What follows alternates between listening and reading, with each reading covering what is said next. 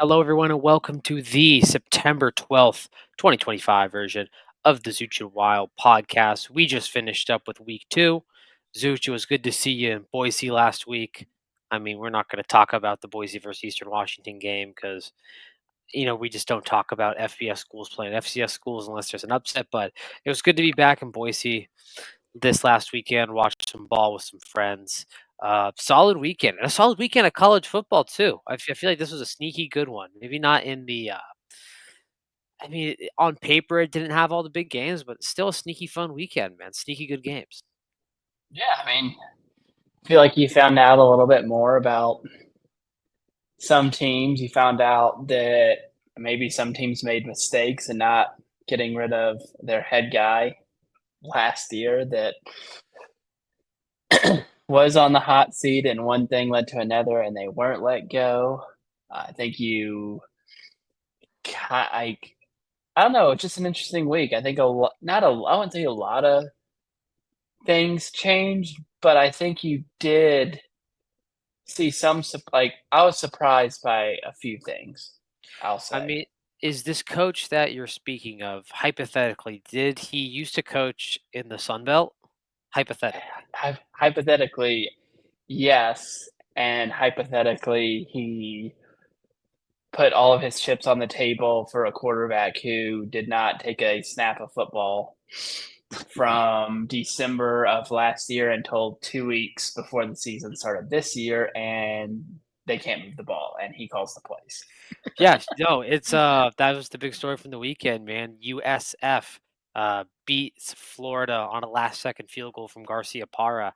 Man, this USF team, it's fair to call them the group of five kind of easy front runner now. Like so Oh, much if of a front they runner where they could drop a game and still like be comfortably in. win 10 games and win obviously they have to win the American, it's them. No one else is gonna like the only team that I can even kind of think of right now that isn't in the American that you could be like, oh, what about them? They destroyed Boise State. Yeah. Like, despite all the, oh, you didn't lose that bad. It was chunk plays and you played bad. Well, you know what? When you look at a score and it's 34-7, that's what you look at. No, I mean Sorry. Golesh. I mean this is what we talked about before the Boise game, man. Golesh is going to be a head coach of a Power Four team one day. I mean, you saw what he did when he was at Tennessee. Now he's essentially revitalized. I mean, it's fair to call them a dead program about 4 years ago. USF. I mean, it's tough to be a school without an on-campus stadium and to be winning games, man. He just got those guys so fired up. I've seen the pregame videos of him just firing the guys up, and Byron Brown when he's on, he's on.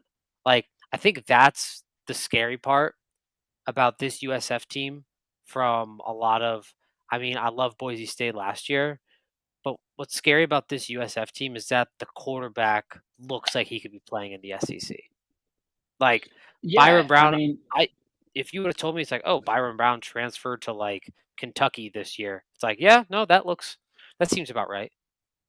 well, and two, going back to Golish, he took over for Jeff Scott, who has had like 4 wins in 3 years. So you're not like, yes, they were a debt. Like, not only did he take, and I know it's kind of starting to come to like now they're turning heads, but to take over a program that had 1 win the year before you came in, and like the most they had, I think, was two under Jeff Scott, and get like they've gone 7-6 the past 2 years. Now they're 2-0, beat the king really of the group of five, and then beat coming into the year. I think definitely over Florida State, and I think like most people, I think would say Florida is going to be better than Miami, and that might not Florida might not be better than either of those two now, but that I mean that's what you kind of like. It's not a case of, oh, he came in had like a 7-6 record and then it's 10-2 and is leaving. Like, he has built a foundation there that I like. It's got to be hard to do. Like, you're the It is. by far like a distant fourth in terms of who you're gonna like. I Sure, mean, like, they're close to you're UCF and stuff you're like that, but 5th. they're not UCF Miami. is the Yeah, 4th. Like, that's the crazy part. Like, they're not Miami. They're not Florida. They're not Florida State. Hell, I mean, for a minute there, I mean, but they were down in the dumps. I mean, and Kiffin was at FAU. They were probably like 6th or 5th. Like, right. seriously, like, to do what he's done in just such a short period of time. Of course, they got another big one this week we'll talk about, and they have to run the American, but clear cut group of 5 favorites right now. I mean, that defense too, I'd be all Power 5 transfers, and we've talked about it before, like, they look legit and look like they can hang. I Well, and mean, that's the biggest thing I would take from seeing what he's done is he obviously has or someone on his staff has a great eye for talent that didn't play somewhere else for whatever the reason might be, and yeah, I mean, like, I understand DJ Lagway was injured and, like, now there's some stuff out that he almost considered surgery in the spring, but didn't. He didn't end up, having any reps until, like, 2 weeks before the season started, but still, like, it's still Florida doesn't have bad recruits. They might have a head coach who's not working out. So, we'll see. I mean, I honestly think though, even if they don't like, if they were to go, 10-2 and they lose to Tulane or Memphis or whoever in the American Conference Championship, I still think he might be the freaking head coach of Florida going into honestly, next year. it's crazy to think about, but I mean, you're right. And on the flip side with Florida, I mean, this is the Florida that we saw at the beginning of last year. Like that looked like straight out of September of 2024 Florida, Graham Mertz Florida, where you can't move the ball, your quarterback can't really make throws, and just like it's just uninspiring offensive football. Like that's the best way to put it. And you cannot, it's one thing for Jalen Carter, who's a force, and it's still stupid. I'm not defending Jalen Carter, but it's one thing for him to spit on somebody. It's another thing when there's a couple minutes left in a game. And that's to me the issue with Billy Napier is it has been like that for the majority besides 4 or 5 games in October and Nov or yeah, October, November of last year. It's been like that, bad penalties at bad times, dysfunction. Like, looks like guys are, like, tuned out a lot of the time, and I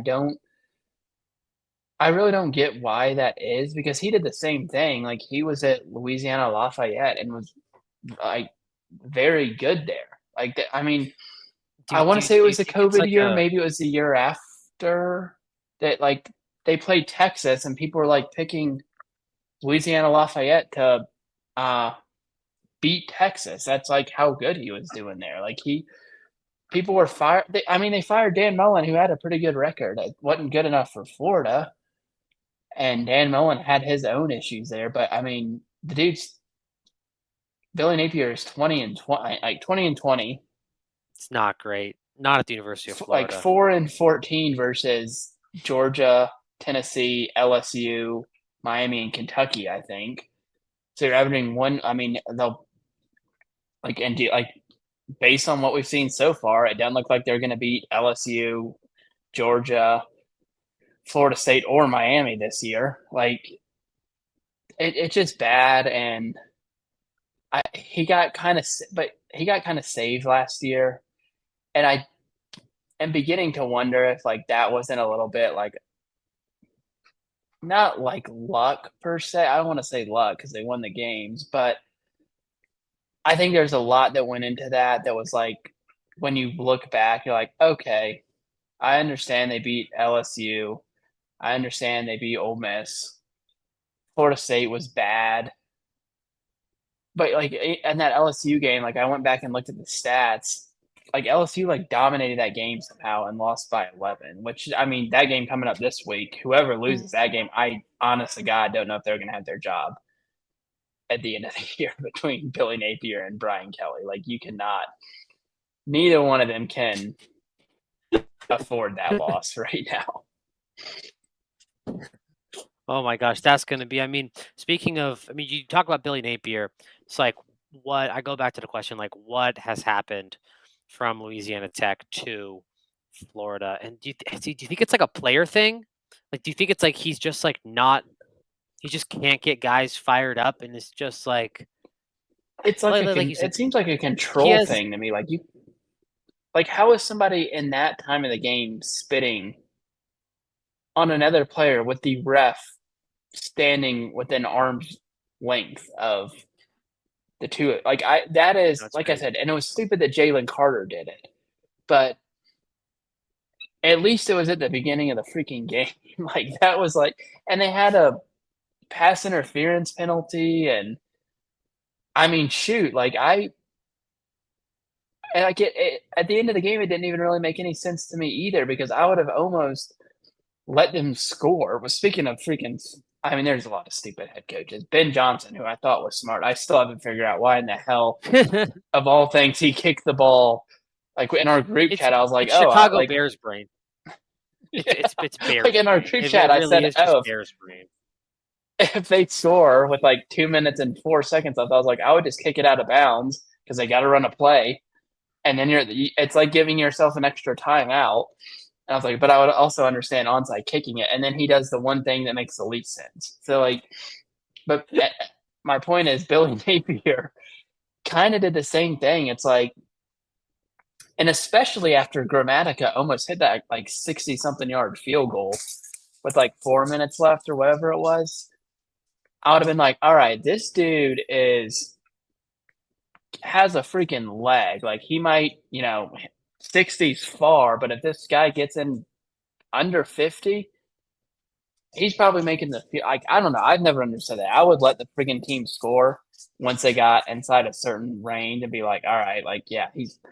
I know college kickers are college kickers, but they're probably making it from inside the 20. So they have a Florida has a rough stretch coming up, and I don't know. Like, I don't see how anyway he survives. Even if, like, the bad part about it is, even if they like split and they beat, like, let's say they beat LSU and Miami, but lose to Georgia and Florida State and have another loss. Did you like? Was there real improvement in order to like I don't justify him I don't getting think a there is. fifth year? I don't think there is because at that point you're just like, oh, I guess it's him and Lagway. Like his only pro has been Lagway. I mean, And Lagway seriously. hasn't looked good, so it's like, and I understand that there's a lot more to that story than like I don't think DJ Lagway just got bad No, after I being think in like this pretty day and good age, last year. man. I mean, we've talked about it. It's easier than ever to get good fast, especially at the University of Florida. Unless something wild happens, I think he's getting fired, man. I mean, I agree with you. Kind of going into our next segment, Zooch, because after this upset, you texted me saying, "Hey, I got a cookbook," and I knew exactly what you were talking about. These are coaches that after 2 weeks of this year are on the hot seat or already cooked. So, I mean, Yeah. we just went pretty in depth on Billy Napier. And probably like you said, unless he pulls pretty much like a rabbit out of his ass at this point. Like I don't even think an 8 or 9 win season gets him like rehired. He So, Ratatouille could be under his hat and not get him out of this situation. but who else is on Zooch's cookbook of coaches on the hot seat So after 2 weeks of the season? this is our new thing. It's gonna be, and at the end of the year, we're gonna look at our cookbook and see which recipes worked out and which ones didn't. Right now, we have Billy Napier. As I said, the ingredients for Billy Napier are a 20-20 record, 10-14 in the SEC, and 4-12 versus rival teams. That's really bad. Cannot happen at Florida. Second, we have our old friend Brent Pry, who to cook Brent Pry, you need a 16-21 record. People picking Old Dominion to beat you. 10-13 conference record, and getting shut out and outgained by like 300 yards to Vanderbilt in the second half at home. And I understand Vanderbilt beat Alabama last year. They have a little bit of swagger, or whatever you want to say about them. Still, that like in no way, shape, or form can he be getting beaten down by Vanderbilt. I think You just that's can't. that one. I think might be all said and done. The issue is that VTech VTech seems like a school that's just like okay with being okay at this point, Well, which sucks. But like, I thought that, but then I read their athletic director said, and I want to say the spring, that they need to start winning more football games, and a change might be coming if they don't start winning like at least 9 a year. So when someone's like, when your boss is saying that, and I mean, I don't know that Old Dominion's going to beat them, but I don't if think there's they any way that that dude is the head coach on Monday if they lose to Old Dominion. if he loses the Old Dominion, I mean the ghost Frank Beamer will just cry. Frank Beamer will just be crying. Like that'll just happen. Yeah, and I mean, Old Dominion only lost by 13 to Indiana. We'll see how Indiana is. But I mean, it's weird because I like thought after that South Carolina game, which it's once again beginning of the season, you don't really know a lot about teams, especially teams who are in that gray area like South Carolina is, that had a good year last year. I don't want to say they're only ranked because of what they did last year, but that's a big reason of why they were ranked so high. And they were in a game with them, and you're like, oh, okay, like it's a loss that sucks, but you kept up with them for the most part. And then this is just like they're just, and with him, and like I said, Billy Napier, I had the October November run last year, but it's just like, what positives do you have to look for Nothing. either of those? Like Nothing. what I'm kind of coming from. It's like there's other coaches that you're like, oh, okay, like this was bad, but this has been really good. So like, let's see how it works out. Those guys are, you're not in year 1 or 2 anymore. Like No. you need to show, you need to be better than what you are by a lot. All right. Who else is on the list? How many more you And got? unfortunately, I only have one more for right now, and it might be the most shocking out of all of them because this team, and I know you remember this because we were working together and watched Oklahoma State come up a yard short of making Mhm. the college football playoff 4 years ago. I want to say it Yep. was Year because after COVID. they they played Notre Dame in Marcus Freeman's first game in the Fiesta Bowl, and to go from that, Mike Gundy has gone from that to getting beat 69-3. And I understand Oregon is good, but that is Do you think that's just an inability to adapt? Like, because what has happened? I mean, there's been one constant change in college football the last 3 or 4 years, directly correlating with Oklahoma State's kind of downturn. yeah, and it just I think Mike Gundy is a coach who's like a double-edged sword because he, and that one's harder than the other two because Mike Gundy has did bring Oklahoma to highs they had not been at since like Barry Sanders was there, right? Like they had the year of Brandon Whedon that if they didn't lose if they didn't lose to Iowa State, they were going to go play for the national championship. He's had like three, I think, maybe four 11 plus win seasons there, and they were like like they were bad, like truly, like no one thought anything of Oklahoma State. But at the same time, he's kind of divisive, fights back a lot with the media and boosters, things like that, which is fine if you are winning 10 and 11 games a year.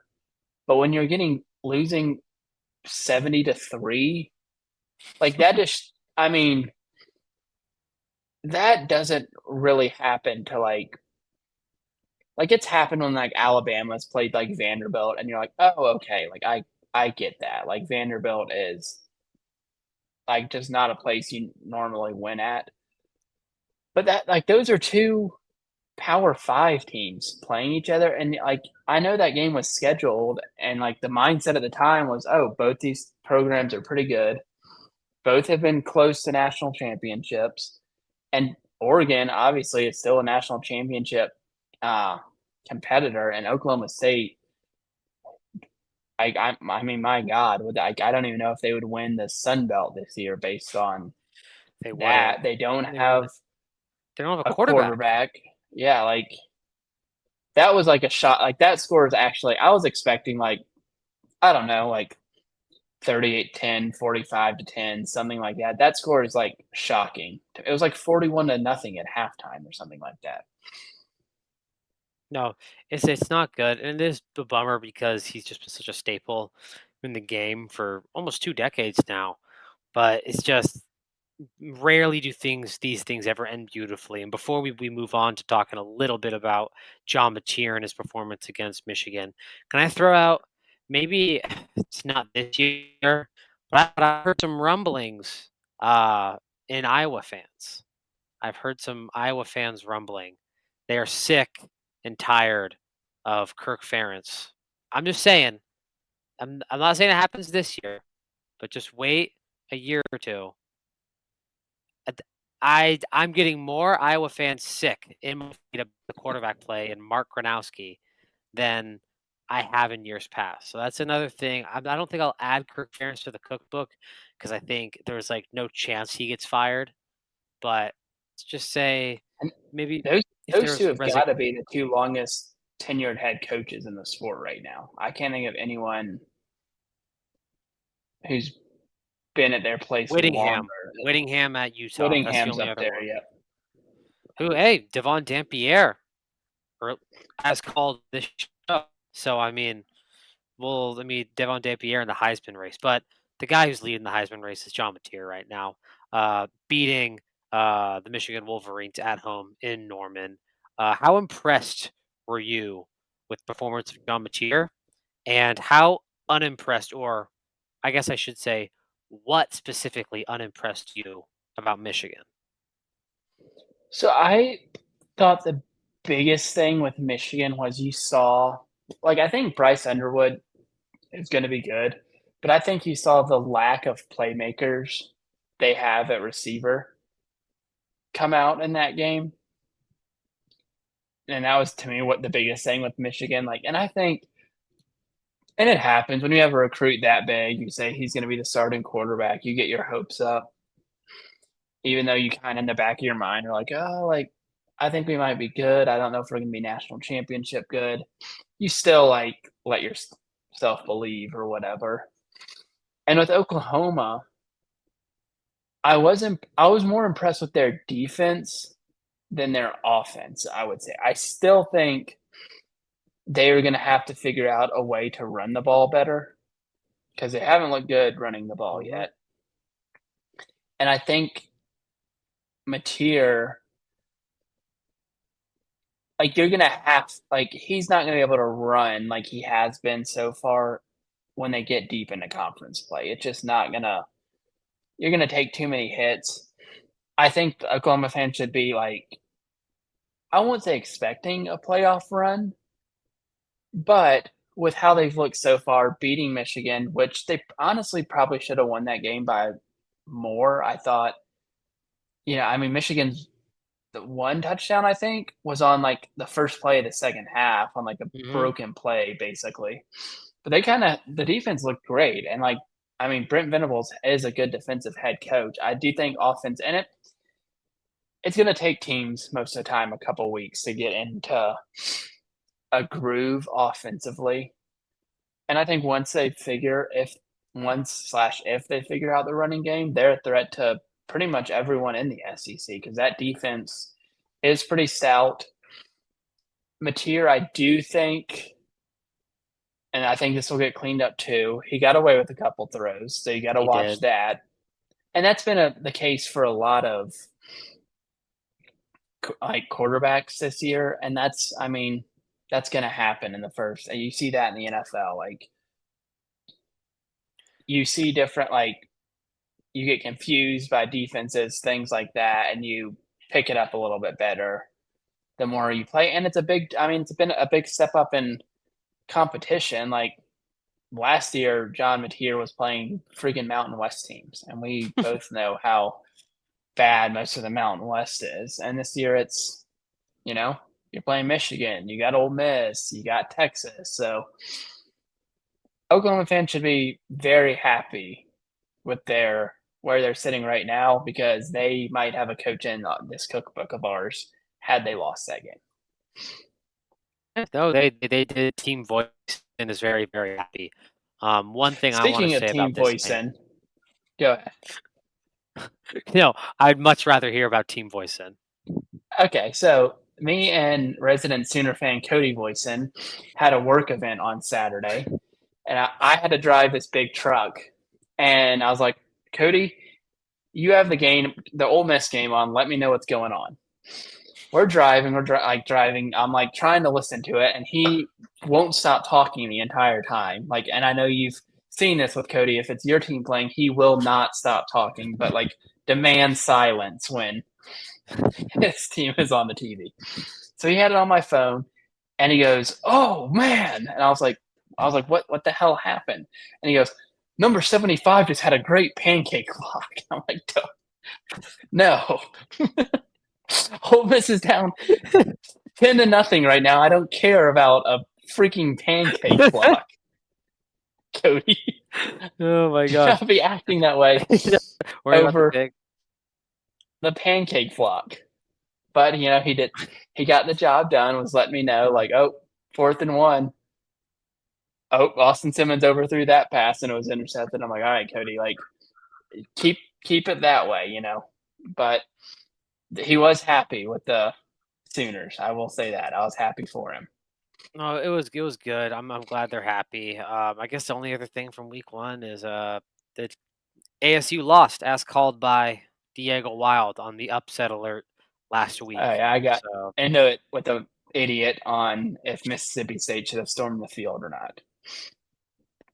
yeah, no, I mean, look, when you're Mississippi State and your head coach dies, and you probably had the worst season in the history of the SEC out of any team last year, I think warranting storming the field against a college football playoff team last year with the You quarterback lost you your started last throwing under 15 conference games by double digits. Like it is, and I know no one cares.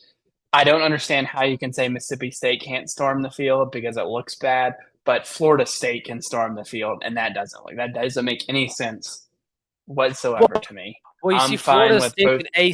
Florida State's an ACC team. That's the thing. That's No, you know Florida State definitely hasn't had any success since like 1987. Like to the only listeners probably listening, just please don't run into these morons on Twitter. Please. I mean, you guys are better men than us because sometimes we just gotta like I got into it yeah. this weekend with a fan who's like I mean, fans were saying it was too loud at Albertson Stadium. Let me get this straight. Too loud at a college football stadium? Well, gee, I mean, why don't you just have a nice bowl of cereal before you go to bed in your onesie pajamas? I mean, seriously. I mean, Yeah, seriously. and that was my thing. Is like I was fine with Florida State storming because I get it. The circumstances are they were terrible last year, and everyone was telling you were going to get killed by Alabama, and you won the game. You stormed the field because you're excited. I'm fine with people storming the field, but to say it looks bad for Mississippi State to storm the field, but not Florida State, that doesn't make any sense whatsoever. Like I don't understand that at all. And I was just like, you know what? I'm not even responding anymore because it's clearly this dude just hates the SEC and is like trying to like make a mockery out of something that everyone would be like, ah, no, you know what? I understand Mississippi State, who has He's rage been baiting. He god off, literally is. which the He's rage memes baiting. about He Mississippi just got State that not check being able mark. to afford a new goalpost need to stop. I am no Mississippi State fan, but they've been through a lot. Mississippi State has. That is funny. I mean, also, if Mississippi State gets good, I can just see it now. There's going to be memes about Josh Levy, so I just want to get in front of him right now. It's there is going to be some Levy memes. I But yeah, just and like that's what I'm saying is like that program has like their coach just dropped dead like a week before their bowl game. Like a coach who did great at schools that are like Mississippi State, did great at Texas Tech, did great at Washington State. Like he fit those programs well. That happens. Uh I can't think of the guy they hired right after him that was like that. He's at Akron now, or was it Akron? Joe Moorhead. They hired Joe Moorhead. Get rid of him. You get Jeff Levy. Your in-state rival is doing great. Like is ranked high every year now. Like doing great things, and you're just kind of sitting there like, well, shit. Like, what do we do now? So that was my overall point. Is it was fine for Mississippi State to storm the field after beating Arizona State. So we can move on now. we can move on and quickly talk about this week's upcoming games. Some of the games tomorrow. The game I'm most excited for personally is the Florida matchup we were talking about earlier. USF versus Miami. Zooch, one question: what can USF do to try to pull off the upset here? Because Miami is coming in hot. They got a quarterback who's look. Did I just cut out for? I think so. Yeah, you're frozen on my screen. Did I just cut out for a sec? Yeah. All right.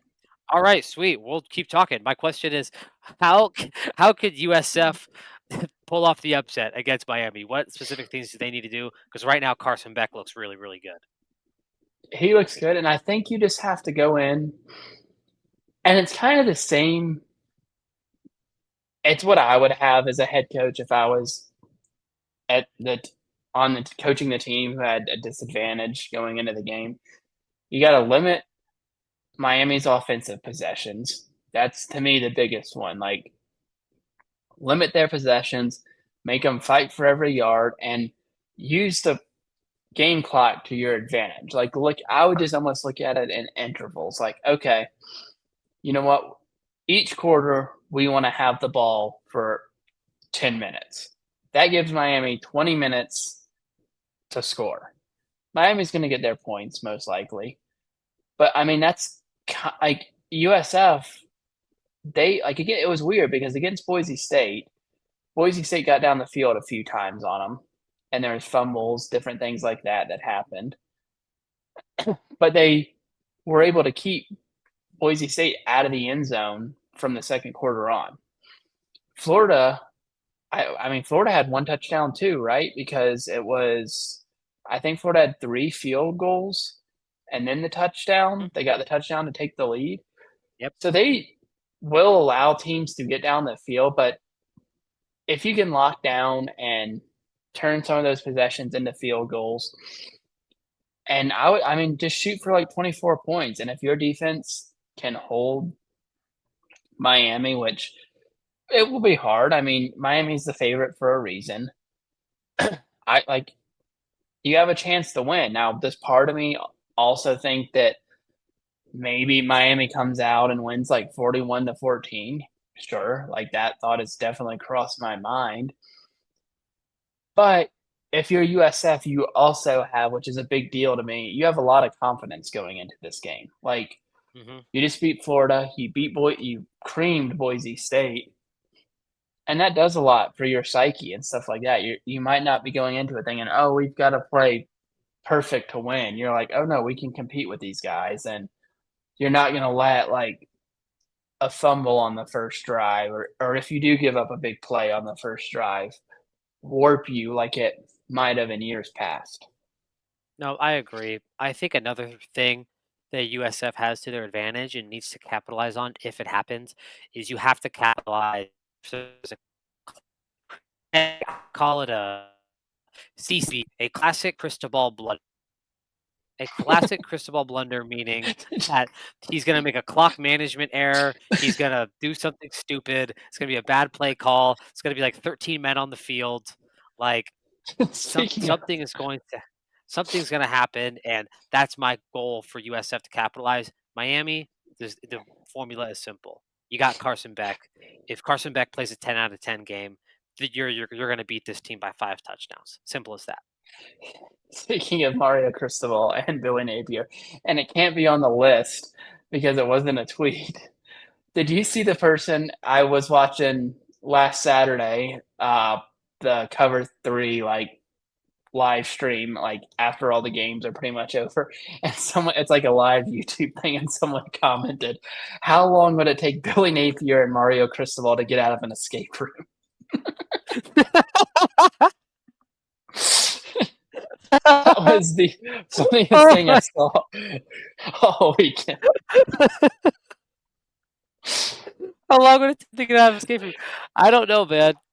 Shoot, I'm saying like over 30 minutes. Like, there's no way those guys get out in under an hour.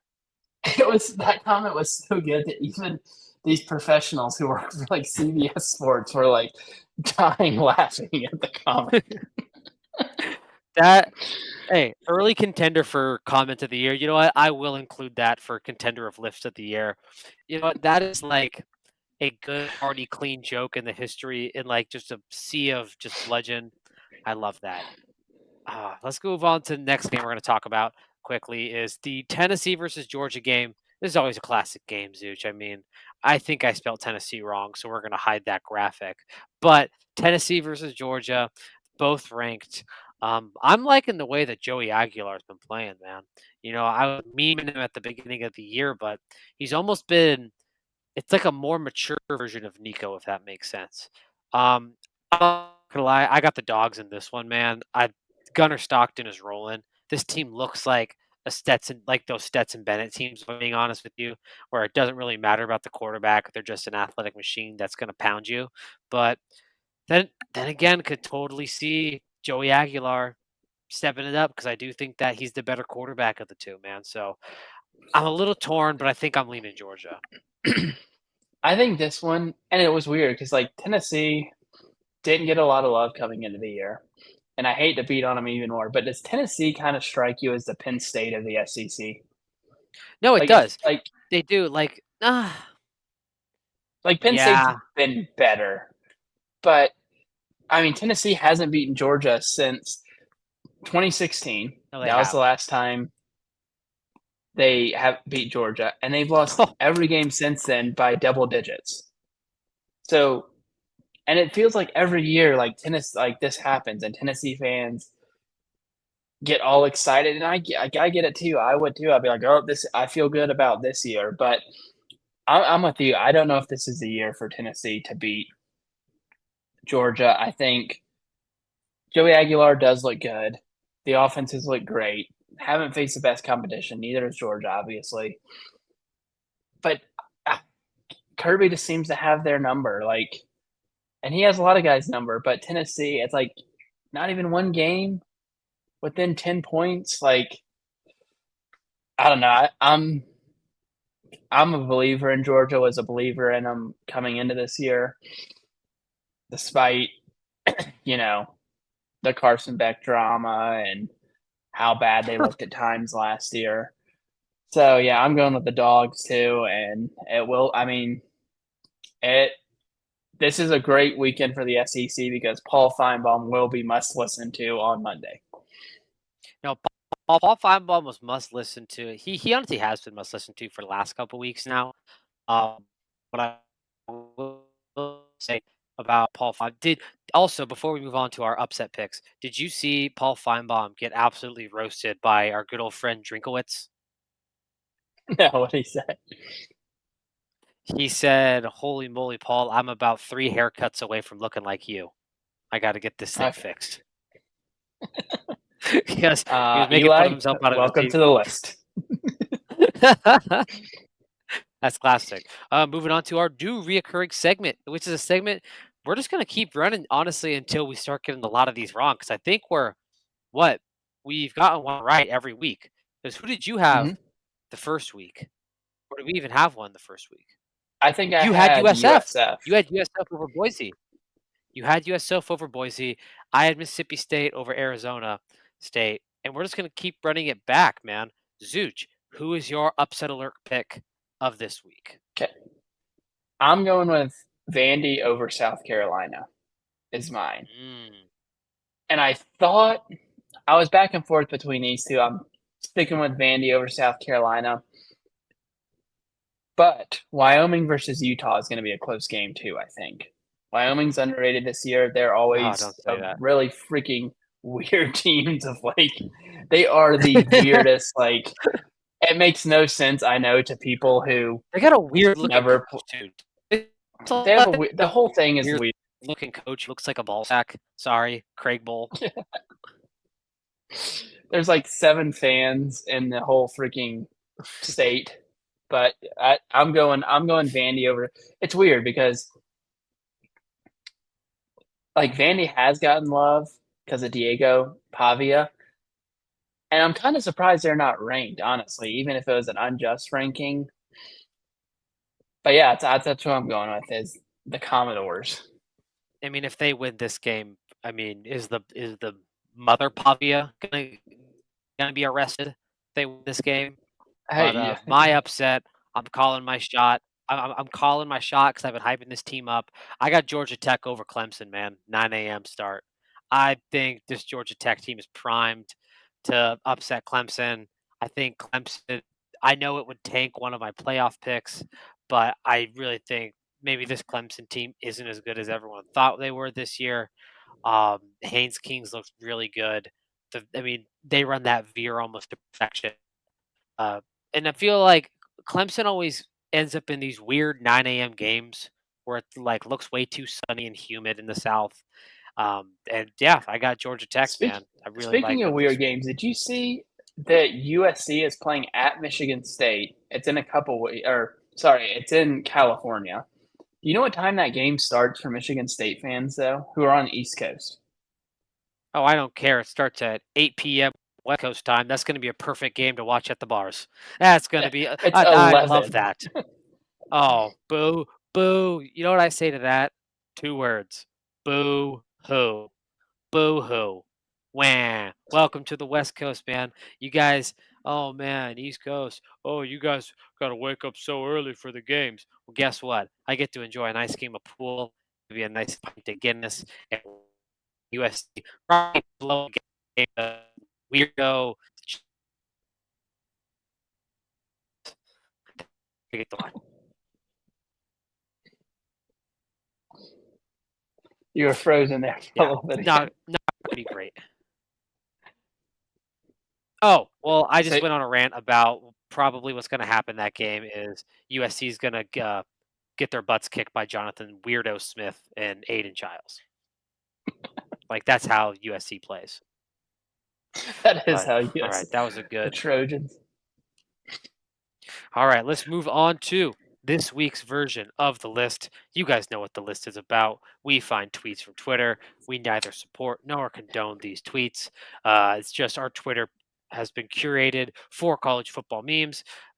We are just want to bring these memes to your page. And again, I want to really make this known this there is an R-rated list that we cannot share on YouTube. If you would like to see some of these memes, please reach out to either me or Zooch. But Zooch, I'm going to start it off this week, man. I got a few.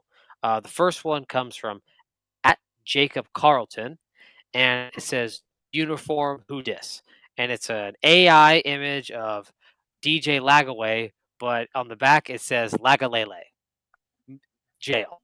You need to go to jail after that AI. The second one I have is from at Mob Knoll, and this one I can't even like show. Just everyone needs to watch this video, and it's just a snippet of it is Billy Napier is making grown men cry. Enough is enough, man. I'm starting to feel bad for them, and Oh no, we lost Diego. So while he gets back, I'm going to be looking up my list members.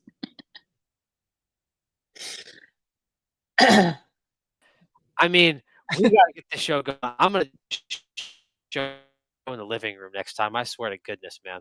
We got to run through this quick, Zooch. I mean, am I still frozen? No, you're good now. All right, we're gonna speed run this. Anyway, at Bob Knoll, Go watch it. It's a Florida fan crying. Next, last one comes from at Supreme Le- Ledma at Garrett Garbage Man Garrison. Roll Tide Energy. It's just a video of is in suits fighting. I mean, I love it. I know Zooch loves those videos. The one from Ole Miss is all time in the stands, and this one has similar energy. So go check it out. That's all I I got.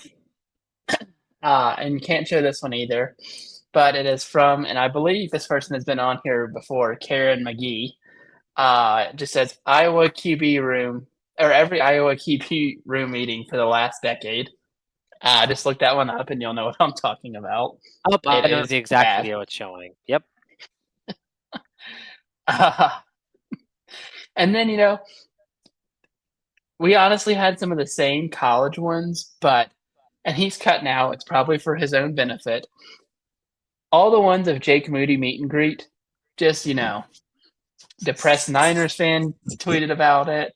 Uh, Darts and Details tweeted about it.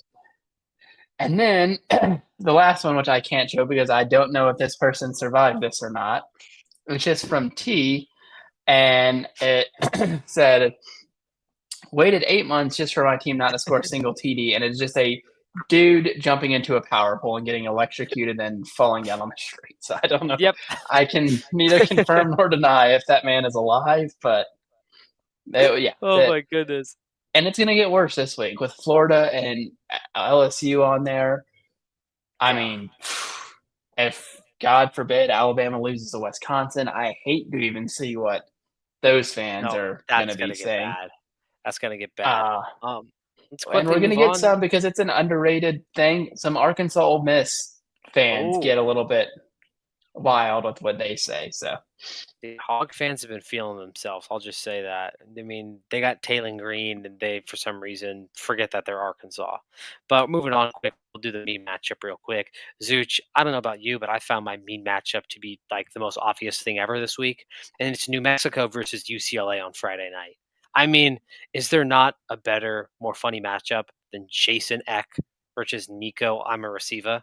I mean, this is just this is just great stuff, man. And it's honestly, the fact that it's going to be on a Friday night. What's the over under of people watching in the Rose Bowl? Mind you, I will pull up the start time for this in Pasadena real quick. It is a 7 p.m. West Coast start time in Pasadena. Over under, or how many people do you think are at that game? 17,000? I was going to say like 12. 21,000? It is an 0-2 UCLA team playing New Mexico. You might have. Oh my gosh. Can you look up how much what's the get in price to that game right now before we move on? Yeah, give me one sec. Because I actually have Michigan pulled up, so it'll take me just a click of New Mexico to see. So, tickets as low as $9. Holy, and that's to get into. I mean, hey, if you want to see the most famous college football stadium in the country this week, cost you $9. I mean, it'll probably cost you 3 times as more to park and 2 times as more for a beer. But I mean, on the bright on the bright side, $9 probably gets you front row because there's, I mean, it's essentially going to be G in that stadium. So yeah, New Mexico, UCLA, my meme matchup. It's going to be hilarious on the Big Ten Network too. Like, thinking about this is funny. They couldn't even get the Fox, like No, regular Fox for a Friday nope, night game. That's not good. no, the Big Ten Network. Mine is, and it's when it hits close to home, but it is a really funny matchup. Just how their personalities are and like their styles. It's Lane Kiffin versus Sam Pittman. That's just like I just imagine like what Sam Pittman would do if someone asked him to go play pickleball like 4 hours before an Arkansas game, like Lane Kiffin does. Lane Kiffin's doing like hot yoga. Like Sam Pittman might say words you can't say if you told him you were doing hot yoga on a game day. Sam Pittman is just like he is. He would probably win like 10 games a year in the 70s at Arkansas, and Lane Kiffin would be like the Antichrist if he coached football in the 70s. So that's mine. It's hilarious. It's an intriguing game. And it's just, like I said, two guys that are, I like both of them. I think they're both fantastic, but they couldn't be any more different in terms of like how they look, what they wear, everything. That's funny. No, it is gonna be a funny matchup. It's gonna be a funny, like, the visor versus the way too tight polo that Sam Pittman wears. But yeah, that's the show this week. Solid show. Make sure to lock in. Sometimes it's like these more low key weeks that produce the most craziness, is what we saw last year. So make sure you're tuned in from 9 a.m. to 9 p.m. Baby Zooch. Anything else before we sign Just my off? last little bit, I have, because we didn't get to talk about them too much, I have Notre Dame, LSU, and Alabama, and the other. I mean, Alabama, Wisconsin isn't a huge game because Wisconsin kind of sucks, but that's who I have in those. That's a big one too. Notre Dame, Texas A&M. So I don't know who you have in that one, but Notre Dame it's a good A&M. slate of football. Yeah, honestly, I think Notre Dame's gonna run it back. That's my answer. I still don't. Texas A&M is the definition of I'll believe it when I see it. Honestly, like I'll believe it when I see it. I could totally see just like Mike Elko. He's gonna be yelling at the ref after like some stupid defensive holding that like extends a Notre Dame drive, and he's gonna be wearing like a Johnny O like thin polo, and like I can just see it now. Like these things are just like these things are just inevitable. But thank you everyone for listening, and we will see you again next week. Peace.